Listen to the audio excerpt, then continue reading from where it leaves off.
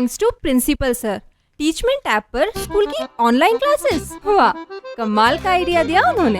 हाँ, meeting app पर live class लेने से स्कूल की क्लास का मैनेजमेंट काफ़ी मुश्किल भरा हो गया था।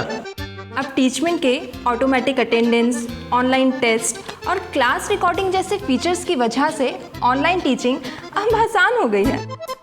मेरे टीचर्स तो खुश हैं क्योंकि मैं अब यूज कर रहा हूँ टीचमेंट फॉर इंस्टीट्यूट, जिससे टीचर्स और स्टूडेंट्स दोनों को मैनेज करना हो जाता है आसान। तो इंतजार किस बात का, आज ही टीचमेंट फॉर इंस्टीट्यूट पर साइन अप करें और स्मार्टली मैनेज करें अपने इंस्टीट्यूट को।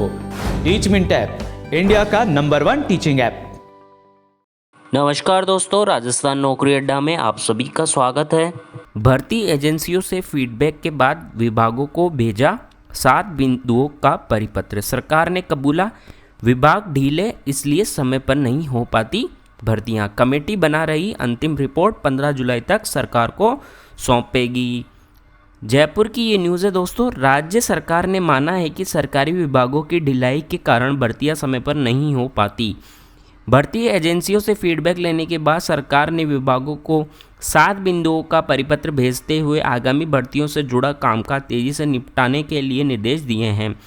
इस बीच भर्तियों में तेज़ी कैसे आए, इसके लिए पूर्व आईपीएस अधिकारी एमएल कुमावत की अध्यक्षता में गठित 4 सदस्यीय समिति ने अपना काम पूरा कर लिया है। अब वह अंतिम रिपोर्ट बना रही है जिसे 15 जुलाई तक सरकार को सौंपेगी। कमेटी 9 से ज़्यादा बैठकें कर किया कारणों का विश्लेषण। कमेटी भर्तियों में होने वाले विलंब दूर करने और न्यायालयों में फंसने से बचाने के लिए अनुशंसाओं के आधार पर अंतिम रिपोर्ट बना रही है। निर्देश परिपत्र के मुख्य बिंदु: अभ्यर्थना भेजते समय नियमों की अपडेट प्रति और नवीनतम पाठ्यक्रम की जानकारी भेजें।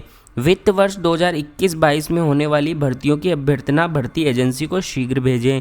आयोग आक्षेप लगाए तो 7 दिन में पूर्ति करे। आयोग में विभाग के वरिष्ठ अधिकारी को भेजे। परिणाम जारी होने पर अभिस्तावित अभ्यर्थियों की सूची के बाद आरक्षित सूची के नाम भेजें। आयोग अनुभव योग्यता संबंधी रिपोर्ट मांगे तो तत्काल भेजें। विभागों में प्रक्रियाधीन भर्तियों की समीक्षा पाक्षिक आधार पर करें। जरूरत होने पर भर्ती की शैक्षणिक योग्यता बाबत समीक्षा रिपोर्ट विभाग समय पर भर्ती एजेंसी को भेजे।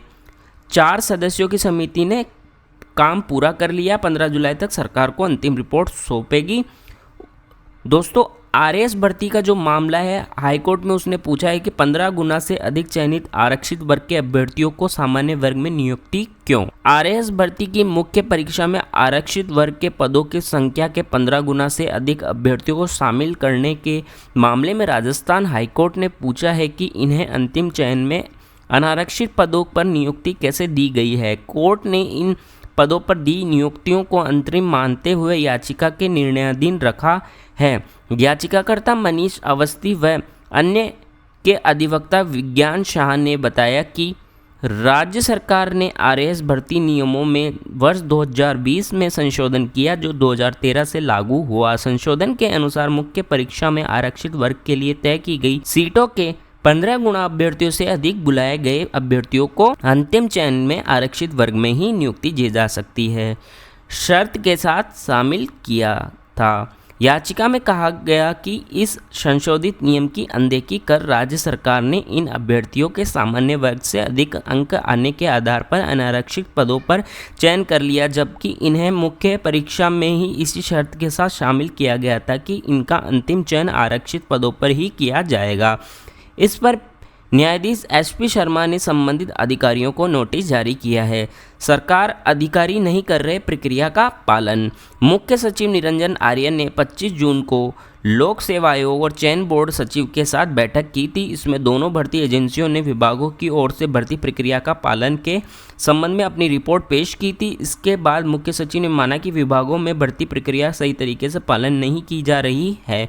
तो दोस्तों, आपने देखा कि जो राजस्थान में अभी हाल फिलहाल जो भर्तियां चल रही हैं उनको लेकर अभी भी जो भर्ती एजेंसियां जैसे आरपीएससी हो या फिर कर्मचारी चयन बोर्ड हो, वो मतलब एक तरीके से जो उनको सक्रिय भूमिका निभानी चाहिए, जिस रूप से उन्हें कार्य करना चाहिए वो नहीं कर रही हैं, जिससे बेरोजगारों को और अधिक समय लगता है नौकरी पाने में और अधिक वो जब तक उनकी कई अभ्यर्थी तो ऐसे होते हैं जिनके अंतिम एग्ज़ाम होता है और उनकी एज निकल जाती है तो बहुत दाव पेचों के बाद में बहुत मुश्किल से ऐसे अभ्यर्थियों को नौकरी मिल पाती है। सरकार को इन समस्याओं को समाधान करना चाहिए और भर्ती प्रक्रिया में बिल्कुल ट्रांसपेरेंसी, पारदर्शिता के साथ भर्ती प्रक्रिया होनी चाहिए।